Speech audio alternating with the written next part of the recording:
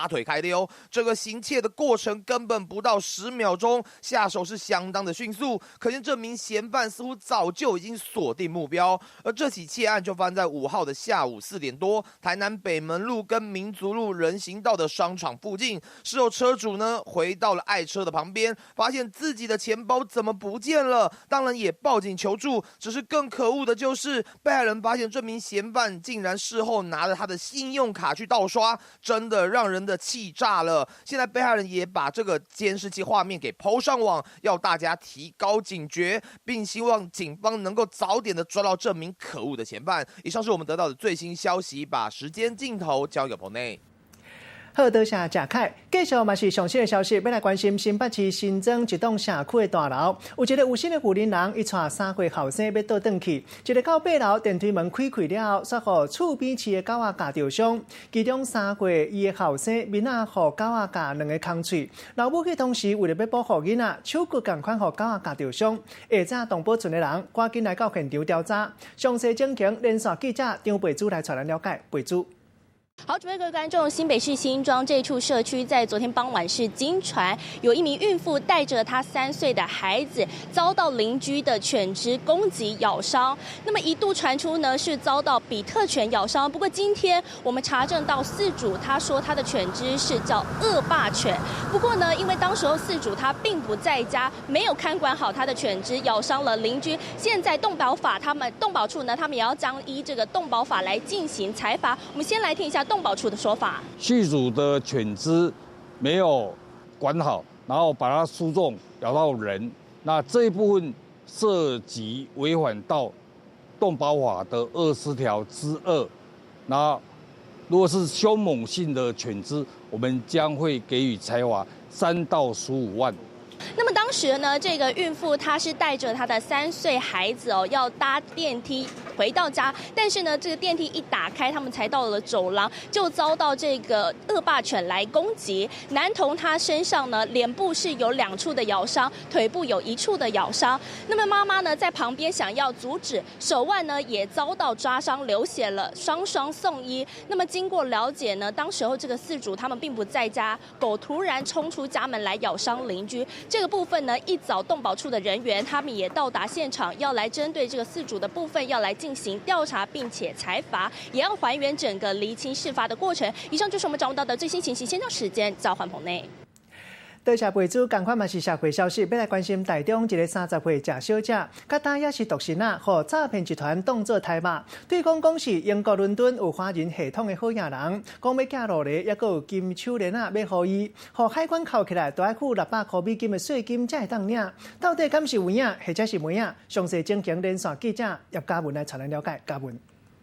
好的，主播各位观众，透过银行的监视器画面，我们可以看到一名小姐呢，她是来到了银行柜台，她对行员说呢，要汇款600元美金，还不断的低头的在滑手机。柜台的乡里就觉得不对劲，立刻通知警方。警方到场一问之下，才知道原来这名女子是遭人诈骗。我们带您看一下现场画面。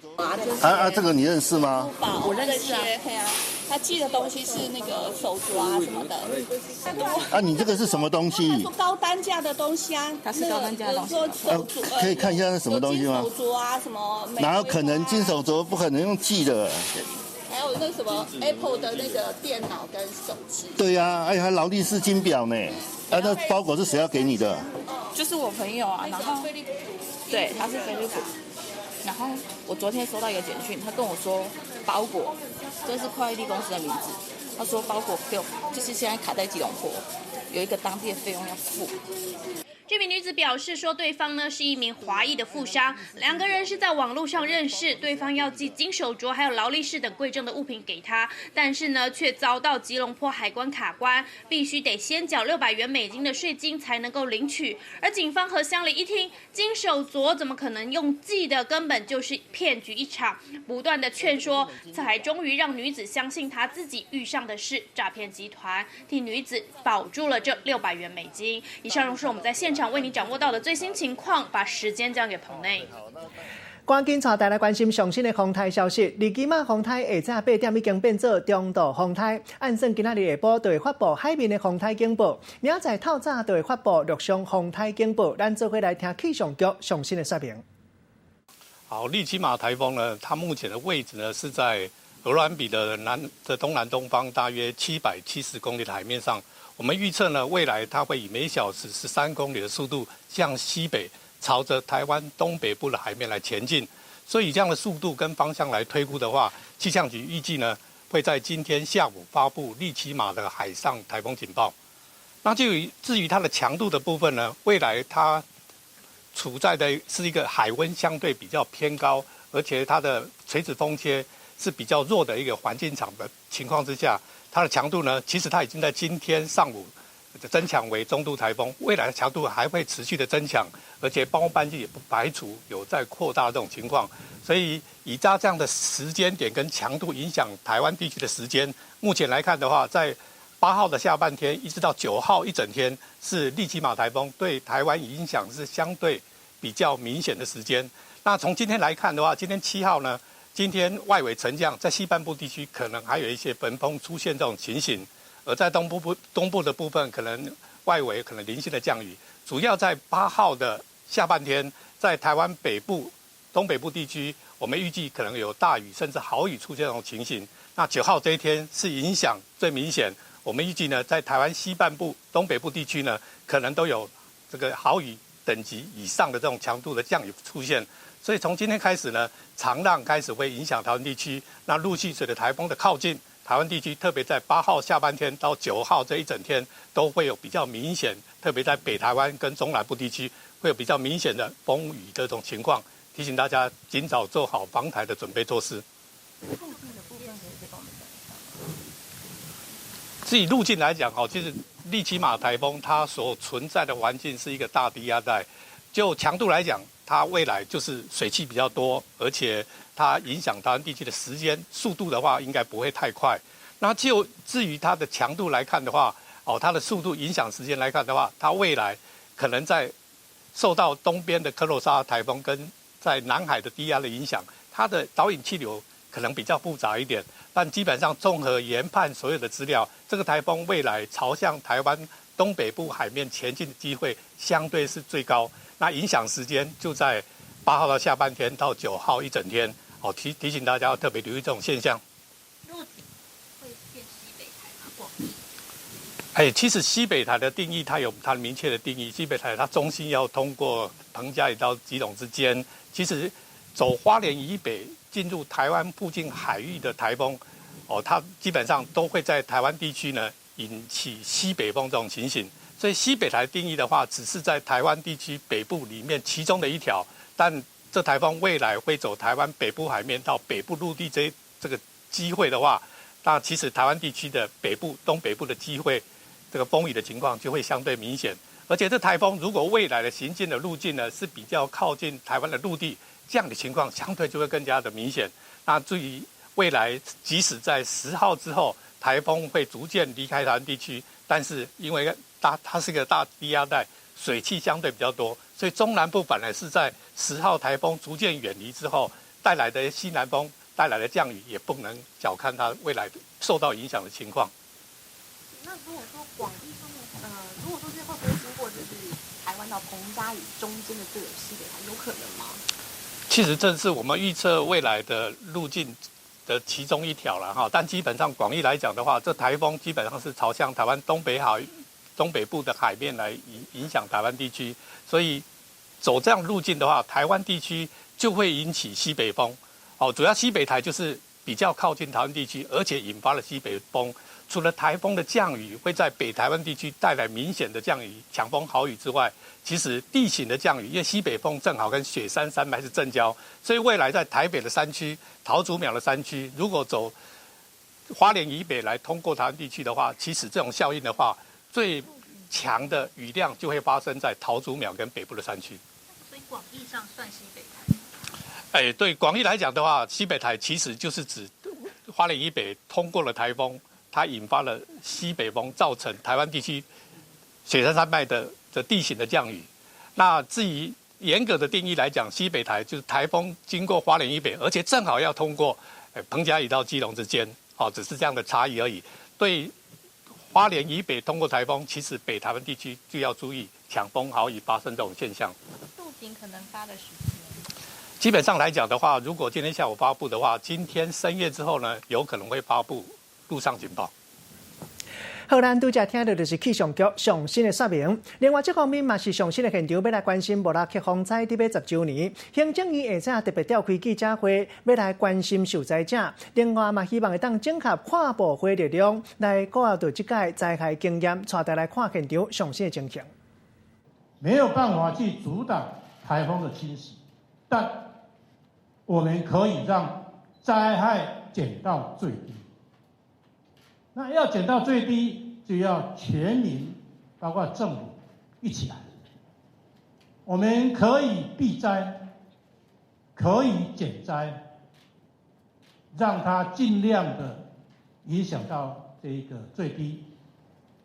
那么这个需要我们利用这样的一个系列的活动，目的是要告知国人，我们防灾避灾，第一个是要每一个人要提高警觉，我们随时要注意，它可能地震是没有预警的，每一分每一秒都可能发生，台风还有预报，所以这样的一个警觉性必须要有。那么尤其是在921、莫拉克这么大型的灾害的发生，那么这样的一个经验，这样的一个这个发生的这一种过程，我们经历过，我们不但是要汲取这样的一个教训，要让我们所得到这样的一个过程，那么在受灾害的过程，我们的救灾的过程，我们的复建的过程，重建的过程，这一些经验是可以更为精进的。所以除了提醒我们的国人同胞之外，我们也要警惕在政府以及我们各个团体，我们在努力，每一天在精进，我们希望能够从减灾开始，比方说我们的不该居住的地方不要居住，不该这一个发生的地方，我们就应该要去防止，像一些山坡地、水土保持等等，就应该要更严谨的来防范，让它的这一个灾害的发生，那么伤害人民的生命财产能够减到最低。我想。赶紧搁再带大家来关心上新的交通消息。日今啊，风台慢慢啊划过咱台湾大东地区，赶紧派船来载外岛的游客，转来到台湾本岛。咱来看到现场上新的画面，逐班客船差不多拢客满，游客赶紧转来到台湾本岛。大东往回绿岛的客船下早赶紧加开6个船帮，拢总载1800个游客，再转来大东富冈渔港。11点了后已经全面停驶。即马风影也阁算讲真稳定，也毋过提醒大家，大东和屏东往回绿岛人士为今仔日起停驶3天，提醒游客都要特别注意，才袂耽误到行程。另外一个上新的现场来看到，日今仔风台要来啊，花莲南滨天气较淡，也阁真好，无啥物大风影。也毋过也是要注意，因为大概若是风台发布了后，就莫到行机啊，安尼来乱踅。详细情形继续连线记者林玉婷来带咱了解。玉婷。好的，主播，各位观众，在画面中可以看到花莲南滨这边的浪况可以说是相当的平静，丝毫感受不到台风要来的感觉。在河边的动物还在悠闲的觅食，天气非常的晴朗，还伴随着蝉声，可以看到浪花相当的小，但声音却非常的明显。我们来看一段现场的状况。不过往旁边一看，还看到有民众坐在石头上观浪。利奇马台风即将过境，虽然还没感受到它的威力，但还是相当的危险。台风利奇马持续靠近花莲、台东地区，也将带来雨势，而且越晚越明显。不过提醒民众，台风即将要来了，千万要做好防台措施，也不要去海边。以上是现场为你掌握的讯息。多谢玉婷，拄则咱嘛听到气象局详细的说明，讲即届风台嘛有可能会变做西北台。那你讲西北台无人知，特别是离基马风台歹蹭蹭，行的路可能是西北台，安尼到时就惨歪歪。就算讲风台无定律，透风落雨，同款有可能引起海水倒灌，中央山脉嘛有可能会载袂掉，提醒大家一定要提高警觉。起啊，中起来，北台湾头一个受影响，造成真济灾情。民国73年的艾利风台，毋但造成24个人死亡，经济损失嘛超过4亿。民国86年的温尼风台，造成林肯大群岛起悲剧，全台湾有44个人死亡。偏偏是风台威胁煞较大，同款的所在就是因拢有带来西北风。伫台湾附近的利基马风台，气象局嘛认为有机会会变做西北风台。本身环流所带进来的这个西北风到偏北风，还是一样会给这个北部地区带来比较明显的这个风雨的状况。那这一点的话，其实跟西北台的这个影响的情况是很类似的。若是真正变做西北风台为台湾的东北部来，风台的外围环流就会透西北风。西北沿海空行的海水倒灌，预计利基马风台影响上大的时间会伫8号半暝啊到9号透早。不管是毋是西北风台，照即摆路线行，就算无入来台湾，西南部影响嘛同款会较大。那台风在这个地方转向的话，南边这个地方其实它有比较强的这些西南风的水汽就会有机会顺着台风的转向，它的这个带动所以就往台湾的这个陆地移动进来。为路线来看，若是高气压无落来，风台就袂入来台湾，互西南风灌入来，带来雨水。若是高气压较强，互风台入来台湾，本来西南风会到的所在，互高气压占去，安尼威力就会较细。风台行的路线变数真多，影响会有偌大嘛？爱阁继续观察。记者综合报道。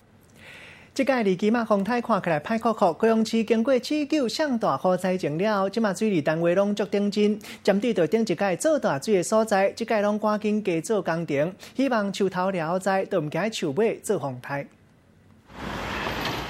怪手伊伫位水沟底，甲乌色的土挖出来，新隆路370公尺长的地下水道，近2个月已经挖6000洞出来啊！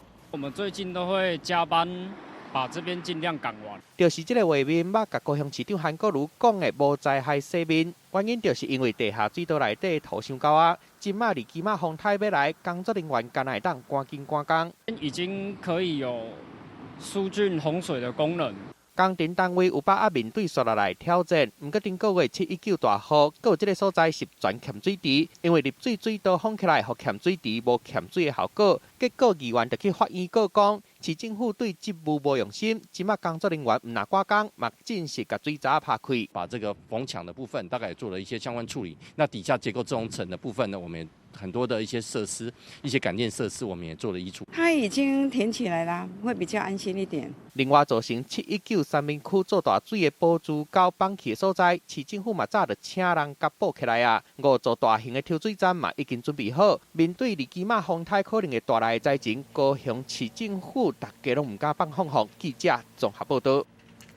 同款嘛是安全问题，来看到拍篮球，那会拍甲天26点。一个今年拄国中辍业的学生来到宜兰运动公园，和朋友小招拍篮球，结果要甲对手扒球的时，摔去交到天的篮球坑，引起到正手的手指头下尾指拢中天26点，引起到厝内人甲县议员陈情。即马县议员希望县政府要全面检讨。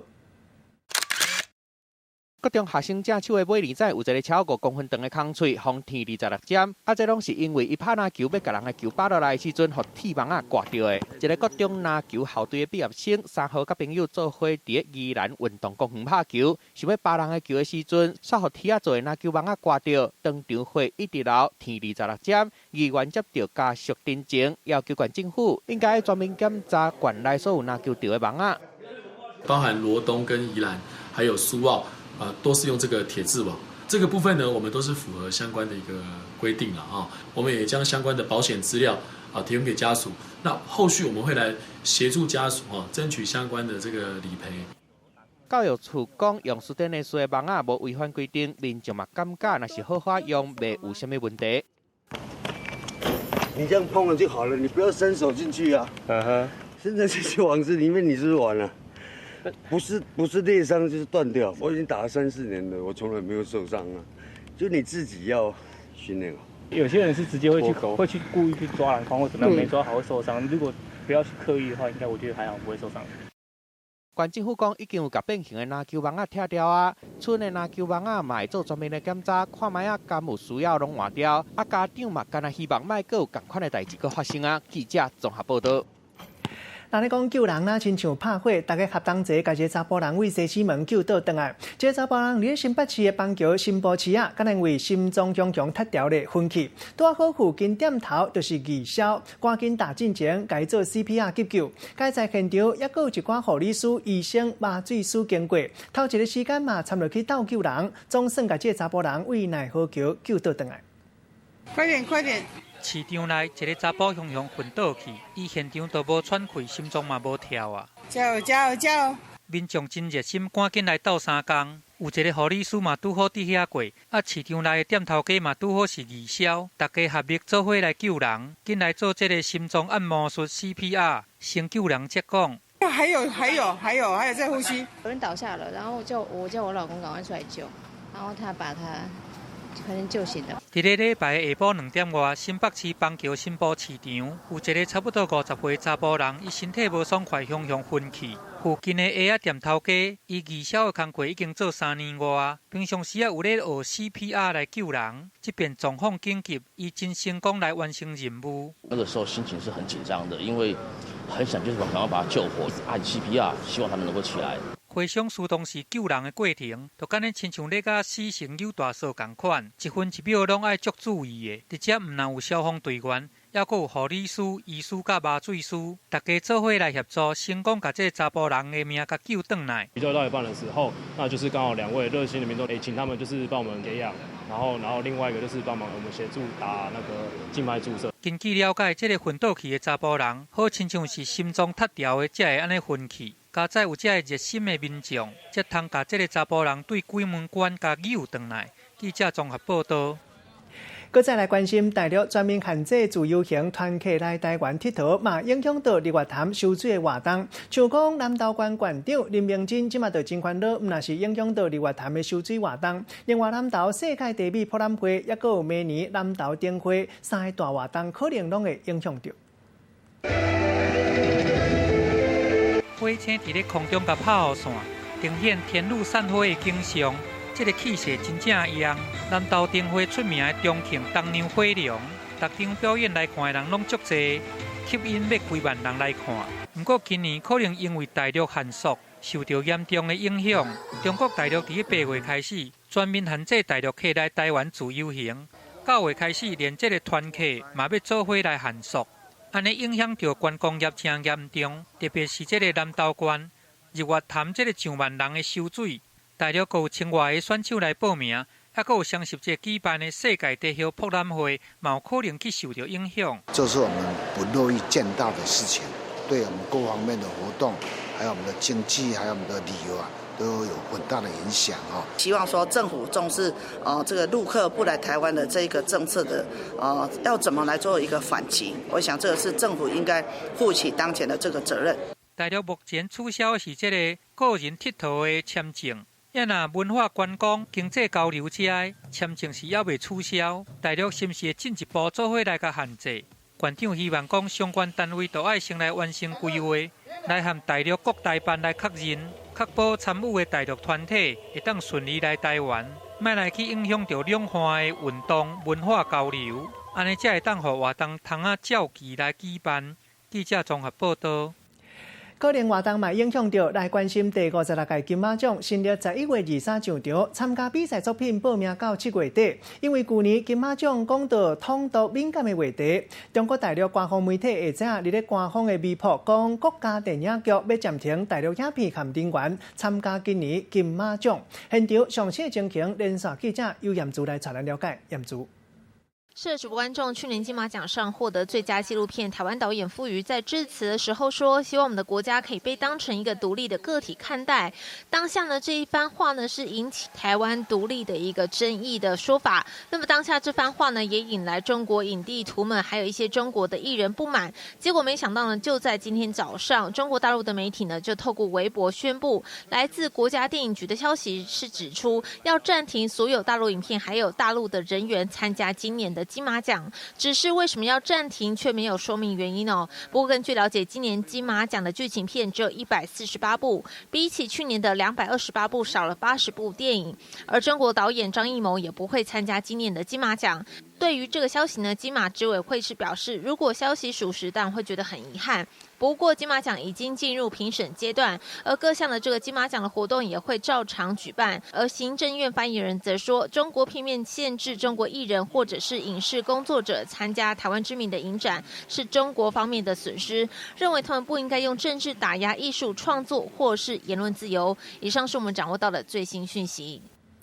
另外一个详细的消息要来关心，半暝翻点1点发生瑞士规模3.2的地动深度5公里，震央伫咧台北市市政府北边14.9公里的所在，也就是台北市北投区。上界大震度是咧阳明山有3级，导致寡民众烦恼讲大屯火山群敢会爆发。咱做过来听气象局详细的说明。今天早上凌晨1点钟，在台北北投区发生一个规模3.2的地震，那这个地震的震源深度很浅，只有5公里。那它最大的震度当然是在阳明山，那因为它规模很小，所以影响的范围不大，大概就在阳明山周边地区有震度，而且周边的震度大家都1级。如果不敏感的人，其实他并不太容易感觉得到。那这个地震呢，它的成因在这里发生地震的成因，其实只有2个成因，一个是大屯火山的活动，另外一个是三角断层的活动，大概就这2个原因。那依我们目前对这个地震的判断呢，应该是这2者之间都有一点关联，但是主要的应该还是大屯火山的活动所造成。那大屯火山活动所造成呢，它其实对于火山活动所发生的引发的地震，并不是只有岩浆这个部分，它还有很多很多其他的因素可以造成地震。那这一次，因为它的震源地震发生的震源相当的浅，我们的判断应该是这样子，判断它是在这个大屯火。同款嘛是拄才接收到上新的画面，要来关心花莲一个富人人，伊手指头掉到手指已经几落天拢摕袂落来，结果手指头开始变甲真肿，落尾拜托消防队员用专业的技师才甲伊摕落来。详细情形继续要请记者林玉婷来带咱了解。玉婷。好的，主播，各位观众，在画面中可以看到这名女子戒指卡住手，已经让整个手指肿胀，画面相当惊悚。原来是因为花莲这名女子戒指卡住手已经好几天了，一开始不以为意，直到情况恶化，担心手指保不住了，才赶快去看医生。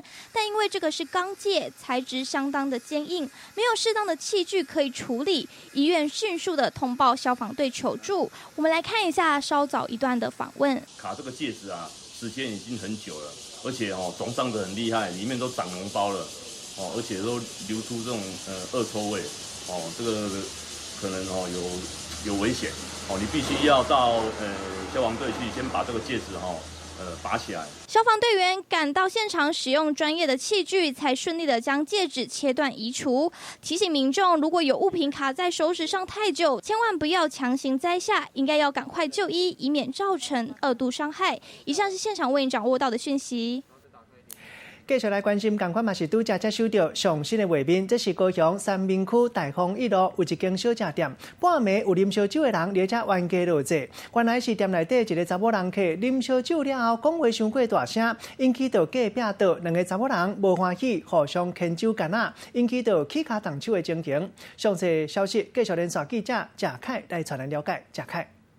好，主播各位观众，高雄清晨发生的一起酒客冲突，透过画面可以看到大批快打部队围在这一间小吃店的前面，因为就在稍早的不久之前呢，小吃店里头是发生了酒客冲突，警方获报也赶紧前来制止，随后也从店内带出了一名女酒客。只见这名女子尽管是醉醺醺的，但火气似乎还是很大。员警也赶紧把人带回派出所，但究竟发生什么事？原来店内的一名女客人几杯黄汤下肚，音量太大声，引发其他桌的客人不满。这起酒客冲突就发生在高雄三民区大丰一路的一间小吃店。根据了解，当时店内的一名37岁的女子喝完酒，音量太大，当下坐在隔壁桌的2名女酒客是相当的不满，其中一名赵姓女子竟然丢掷喝完的酒瓶，而这挑衅的举动也引发了战火，双方先是爆发口角，还差点上演全武行。幸好警方是及时的制止，才没让事端扩大。只是双方的冲突过程中，也造成其中一名女子呢后颈部流血，但没有大碍。警方事后也将3名女子依涉违法送办。以上是我们得到最新消息，把时间镜头交给棚内。多谢贾凯，或者心情来关心，今日是七夕情人节，嘛是民间传说牛郎织女一年一届的相会日子，真侪所在拢办情人节的活动，像讲嘉义县故宫南面就设一个金闪七夕，暗时水舞的活动，下晡3点起，若是2个人会当证明恁是爱人啊，就会当烧酒免费入园。详细情形继续要请记者陈道仪来带咱了解。道仪。好的，主播，各位观众，画面中可以看到现场观众都屏息以待，因为有很精彩的水舞表演哦。鲜艳的七彩光芒搭配变化万千的水柱，一下是一飞冲天，一下是孔雀开屏，接着水舞伴随音乐左右摇摆，整个画面就很像一群曼妙的舞者在忘情跳舞。主灯两旁还有小灯点缀，你以为就只有这样吗？下一秒，中间主灯绽放美丽花朵，点缀星空。七夕的黑夜可以说是非常热闹。嘉义故宫南院7号到11号晚间将推出夜间水舞秀，其中7号下午3点，只要能证明你们是情侣，就能免费入园。晚间时段将演出情人限定版水舞以及3D 水幕投影秀，轻快的音乐搭配缤纷视觉飨宴，要让情人到故宫除了看展览，还能留下甜蜜的七夕回忆。以上是目前掌握到的最新资讯。多谢道仪。另外一个上新的政治消息，要来关心台北市市长郭文哲正式成立台湾民众党，昨嘛放掉讲的提名满34席，不分区的立法院名额。这其实郭文哲特别针对相关的议题接受媒体访问，咱做伙来听上新的讲法。对啊，因为上一次那个时代力量在提名不分区提名的战略错误，那提名6名嘛，我就要讲6名嘛，是。那后来在最后的时候，民进党就放出一个最后阶段说。啊，这个投给那个时代力量票都浪费掉，他们票已经够了，因为当时民调他们最高冲到10几%，那所以大家一听对啊，就投给时代力量，只有超过没有用，所以后来就转投回民进党。那所以，然后他最近又有一个问题了，因为那个男女比例的问题，他说中间就退出一个哇，所以他现在时代力量，你看党团解散了没有？还没，快了。黄国昌在不干，他们党团就解散的。你是觉得他们大将都跑光了是不是？不是啊，他要满3个才可以组党团嘛，而且那一路去掉，还这样刚好3个，他们只要再一个退出，他们就解散了。市长一般我们都会设定目标啊，目标就要取代实力。没有的，没有什么取代实力。那反正这个我也不晓得，反正再讲嘛。那你有设定几席作为一个党的一个目标吗？老实讲，我都还没开始找人呢。昨天我才讲说，我们要开始找人了，因为还要等事实上要等内政部的核定函下来，才能够正式开始招党员还有募款账户什么才可以开始办。所以现在还在有1个月的时间，可以让我们研究网站怎么设立。你有提到说区域立委一个是要赢的，一个是要让别人输的。那请问要让别人输的那个的意图是什么？对啊，就是说至少要有这种实力嘛，要不然如果去，如果我们提名一个人，你知道，帮他垫骨感，哇，那提名这也没什么意义，纯粹就是为了提满10名20名啊。像你立委的条件怎么样才可以符合民众党？对啊，是不是？这样嘛，就像有人在问说，你将来市长的那个后面要接任的人选，你有什么看法？我说要先选得上啊，所以一样嘛，我们当然总是要评估说，这个是有能力选上，或是他有能力影响那个选举的结果的。这个在这个条件之下再看说，这个人到底行不行呢？童仲彦跟李婉玉行吗？因为感觉他们都想要加入。哇，我感觉困难了。为什么？没有，这个还是一样的哦。我们还是科学嘛，你要有数据证明说你有符合前面那2个条件。如果连前面2个条件都没有，那在后面都不用讨论了。市长，你8月1号是不是已经见过郭台铭？我跟你讲，我刚才在车上在看那个1周刊那个报道，我连我读起来都觉得津津有味。哇，这个你们些杨淑妹，她怎么那么厉害？她可以写的好像那个形容词叫灵活连线的，所以是厉害，灵活线。所以是有，他真的有赢5%，不是韩国瑜5%就不是的，那个叫典型的3分真7分假，只是他只会把那个空白的部分都补了这样。我想是道理。有5%。休困一个广告了，健康的话题要带大家关心，唔知你敢有这款的经验？根据统计，超过一半台湾人拢有腰酸背痛的经验，有的是去互筋头师推的，有的是去看汉医。今嘛讲有一款上新的机器人，叫做气痛机器人。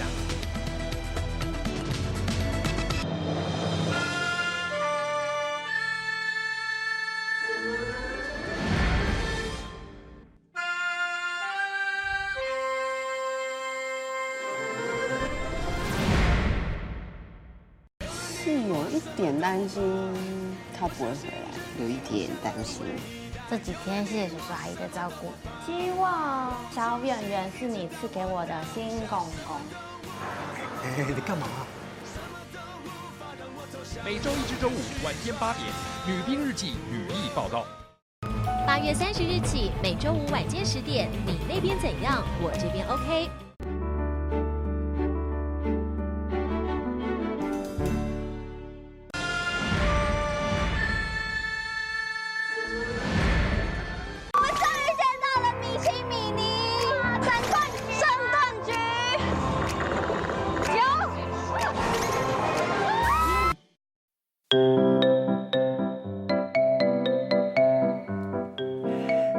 千万字，大家要跟大家做伙来拜一日。今仔日要来大家小解这里就是救，救都有收束，也搁有束案的意思，带大家做伙来小解2个词。头一个，咱做伙来看到，这就是救弹，原来是安尼写，就是讲一款会当抽互言，也搁会当放互零的春秋的线，内底有亲像树林的物件，一般用伫咧卖啊，也搁有裤带。第二个词就是救筋，这个意思就是讲血筋强强，看慢的疼，较无法度叮当。咱用一句话来举例，甲这2个词夹做伙。譬如讲，阿公的鞋啊救大白无好势，一个压落去白，无势离线救筋，害阿公疼甲哀哀叫。今仔日小解这一日救，提供予大家参考。继续要带大家看到，唔那是干来救筋。根据统计，超过一半台湾人拢有腰酸背痛的经验，有的是去互筋头师推的，啊那有的是去看汉医配方。即马都有一款上新的机器，讲是叫做气痛机器人，会当用2款无同款波长的光波，照听得痛的所在。也毋过这个介绍是无俗，另外有新的护理人、癌症患者拢无适合。顺着它这个肌理这样子。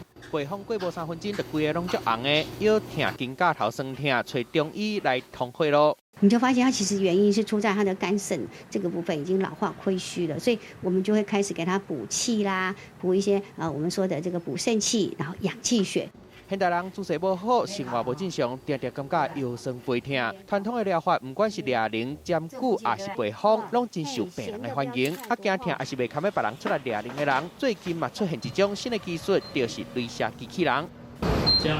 有一点。机器人会写有2种泡烧，甲要雷射光出来，改善酸痛的情形。上接款治疗方式比一个传统的抓铃敲骨，主要是调整筋到骨头的位；另外一种浸泡治疗是用高声泡破坏组织，这个中间。啊，雷射机器人是用能量真悬的雷射来互组织再生。治疗方面，强度上悬的浸泡治疗上少解，雷射机器人爱治疗5解到10解，上少爱开1500块，算咧无讲真俗。不过治疗的时阵感觉较袂遐痛。年纪小的小朋友或者是年纪大的我们的老人家，他可能不是在做治疗上面不是那么方便来讲，他们是希望可以在比较密集的治疗可以获得比较大的改善。它同时会合并有光机械的效能，它也有一部分的物理的部分。不过物理治疗师讲，镭射原理是甲光谱专注热能，有心的人、着感的患者，也是有车热的人，拢较无适合。酸痛爸种，要安怎治疗，恐惊也是爱先问过医生才做决定。记者综合报道。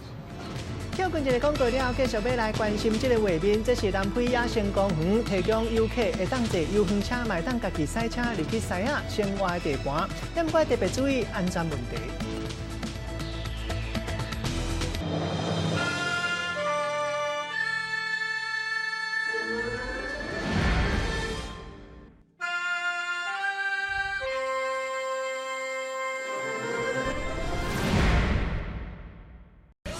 有一点担心他不会回来，有一点担心。这几天谢谢叔叔阿姨的照顾，希望小圆圆是你赐给我的新公公。你干嘛？每周一至周五晚间8点，《女兵日记》语义报道。8月30日起，每周五晚间10点，你那边怎样？我这边 OK。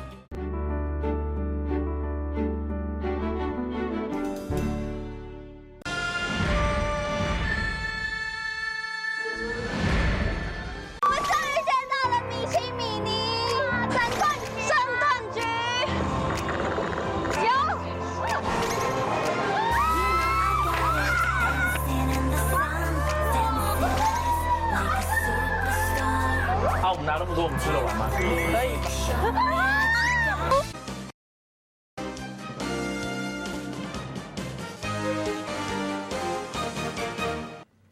欢迎继续登来到新闻的现场，要来看到埃及开罗高瓦大埃及博物馆按算明年正式开幕，到时阵就变做全世界上界大型的考古博物馆。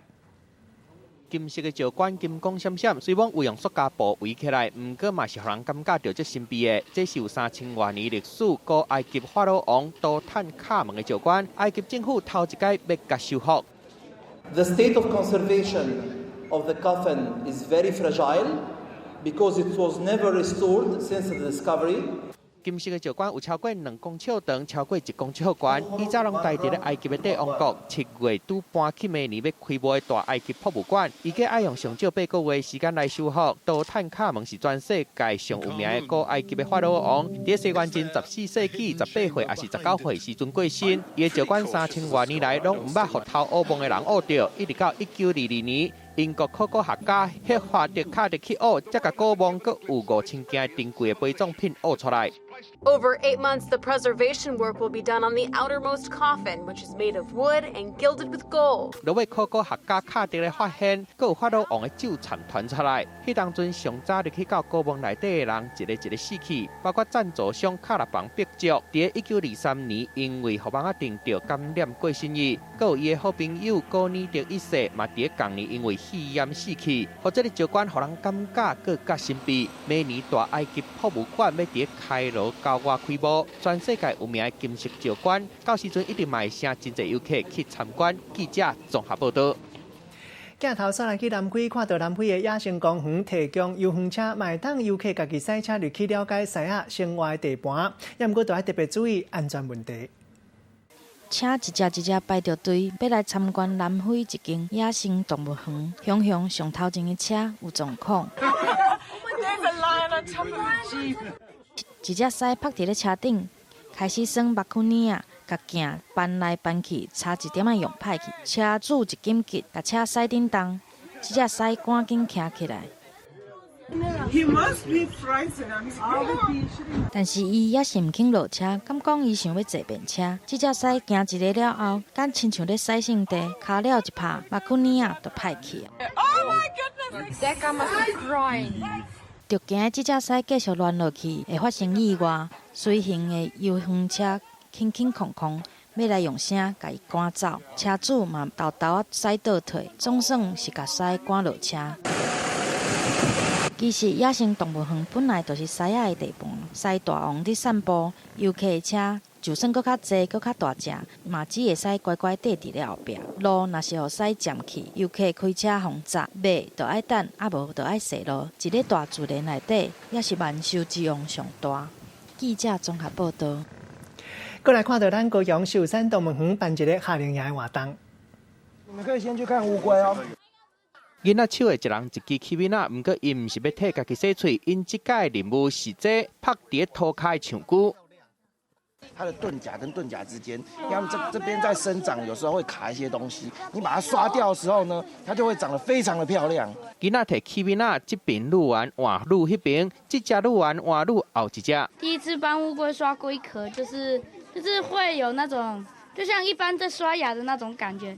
只是稍微硬了一点。囡仔愈久脚愈甲足骨力的，啊，唱歌嘛开始有一点反应啊，袂输那咧塞奶共款，互囡仔拢讲有够心实的，啊，要安怎说甲互唱歌感觉是不是嘛是有撇步的？对，它这个壳正下方下面其实就是神经，那其实你不要过度的去用强力的力量去刷它，或者是敲等等的，他们都不太容易感受到不适。甲囡仔见面的，还有今年才来到动物园的新的动物。徛远远，目睭贴甲大大蕊，古水的细只好望，虽引起囡仔的注意。那因为我们一般在城市里面的小朋友，他们都比较少有机会可以接触动物。那我们今年特别安排，让小朋友可以亲自来到现场跟动物们接触，然后可以做一个体验。后来高雄寿山动物园办夏令营，予国校3年到6年的学生会当甲动物互动，体验无同款的生命教育，嘛体会保育员的辛苦。记者综合报道。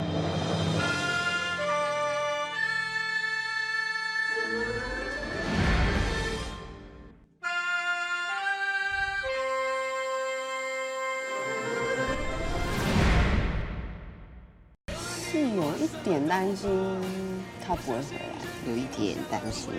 这几天谢谢叔叔阿姨的照顾，希望小圆圆是你赐给我的新公公。你干嘛？每周一至周五晚间8点，《女兵日记》女艺报道。8月30日起，每周五晚间10点，你那边怎样？我这边 OK。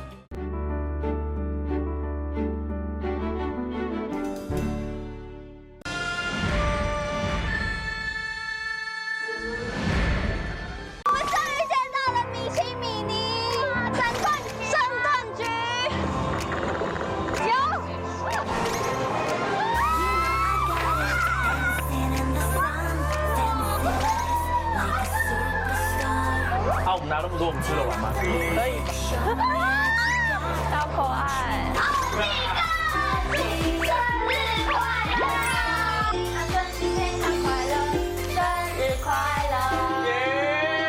只要你不生气，我就保你。是有一点担心他不会回来，有一点担心。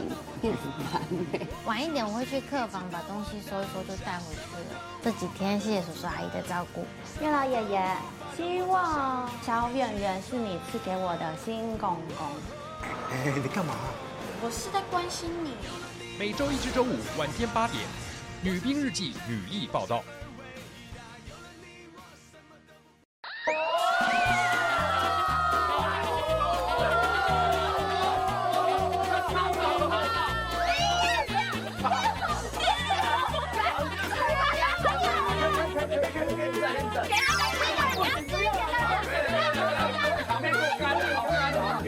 给那个湿的。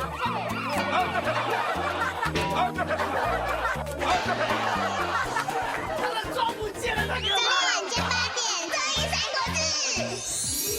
感谢福尔血糖机冠名播出。大家等不及了吗？我是波波鱼。好喽。时间的窗前。给我除掉他们！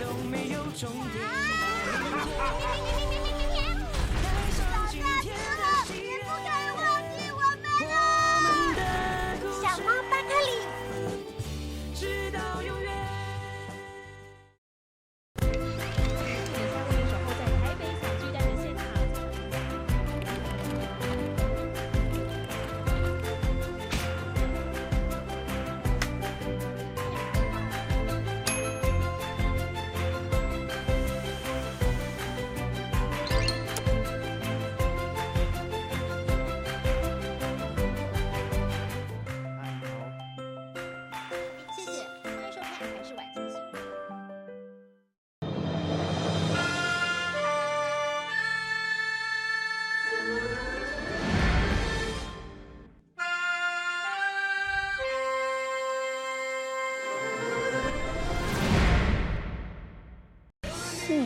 点担心他不会回来，有一点担心。这几天谢谢叔叔阿姨的照顾，希望小圆圆是你赐给我的新公公。你干嘛？每周一至周五晚间8点，《女兵日记》女艺报道。8月30日起，每周五晚间10点，你那边怎样？我这边 OK。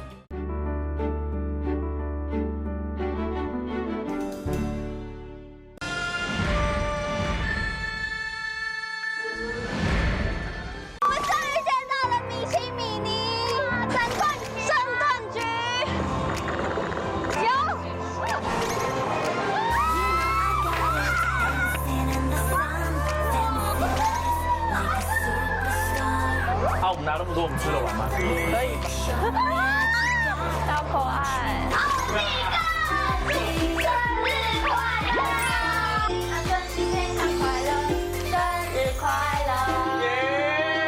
只要你不生气，我就保了。是有一点担心他不会回来，有一点担心。晚一点我会去客房把东西收一收就带回去了。这几天谢谢叔叔阿姨的照顾。月老爷爷，希望小圆圆是你赐给我的新公公。你干嘛？我是在关心你。每周一至周五晚间8点，《女兵日记》女艺报道。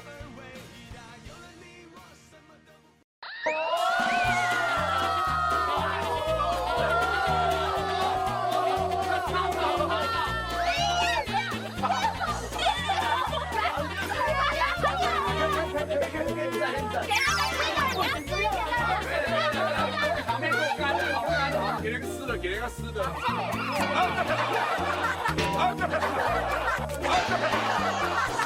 他的妆不见了，那个。晚间8点，综艺3国志。感谢福尔血糖机冠名播出。大家等不及了吗？我是王国瑜。好喽。时间的窗前。给我除掉他们！都没有终点。你不可以忘记我们啊！小猫巴克里。直到永远。守候在台北小巨蛋的现场。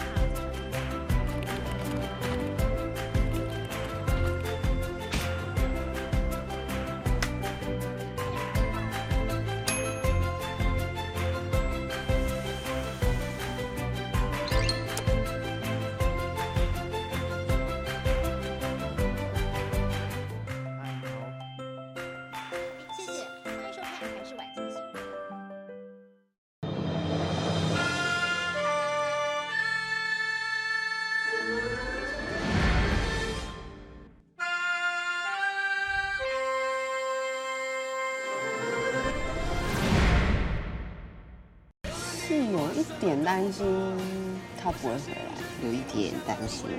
这几天谢谢叔叔阿姨的照顾，希望小圆圆是你赐给我的新公公。你干嘛？每周一至周五晚间8点，《女兵日记》女艺报道。8月30日起，每周五晚间10点，你那边怎样？我这边 OK。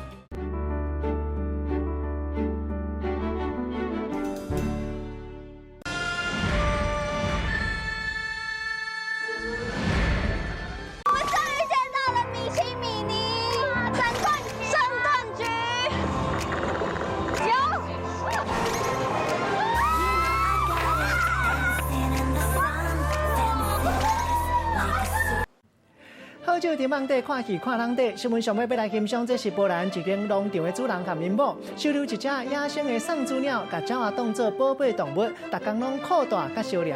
新闻上尾带大家做伙来看卖，感谢你的收看，我是郭义中，祝大家平安健康。小大家继续收看咱台视中道新闻。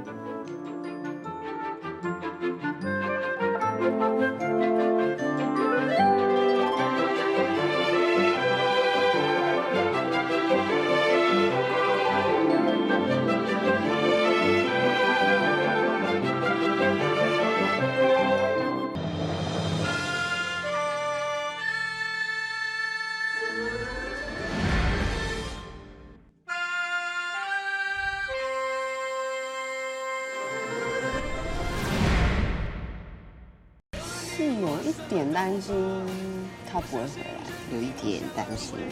这几天谢谢叔叔阿姨的照顾，希望小圆圆是你赐给我的新公公。你干嘛？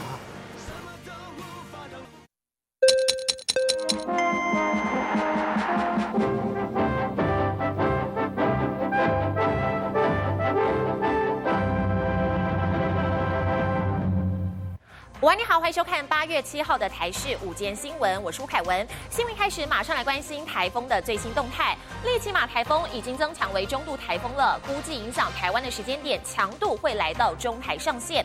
那么气象局预估它的路径会从台湾东北角海域北上，最快在周3下午就会发布海警。那么周4清晨则是发布陆警的几率较高。进一步帮您分析，估计在礼拜4的下半天一直到周5的一整天，影响台湾会最明显，尤其是在礼拜5，整个西半部跟东北部的风雨最剧烈，不排除来到大豪雨等级。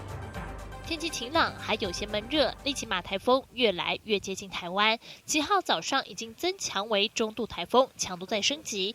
最有可能的路径是从台湾东北角的海域北上，最快周3下午就会发布海上台风警报。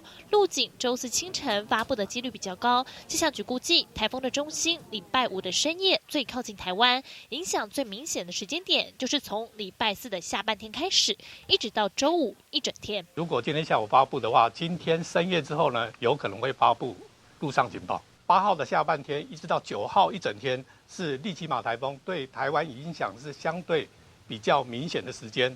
目前利奇马的路径有稍稍偏离本岛一些，气象局副局长郑明典说，这条路径已经10拿9稳，不过却也是一条最尴尬的路径，因为距离台湾差一点点，风雨的强度就会翻倍。如果台风距离台湾100公里以内，7级暴风半径就会出路，感受上整个大楼都会摇晃。但是如果台风在100公里之外，风雨相对小，估计只有路树会摇晃的程度。它大概中心的经过的路径，现在所有的预测大概都在100公里的多或寡，所以它等于是有没有擦边落在那个100公里以内就差别很大。大致上来说，从周3下半天开始，北部和宜兰地区就会受到外围环流的影响，出现间歇降雨。礼拜4越晚雨越大，北部和宜花地区会出现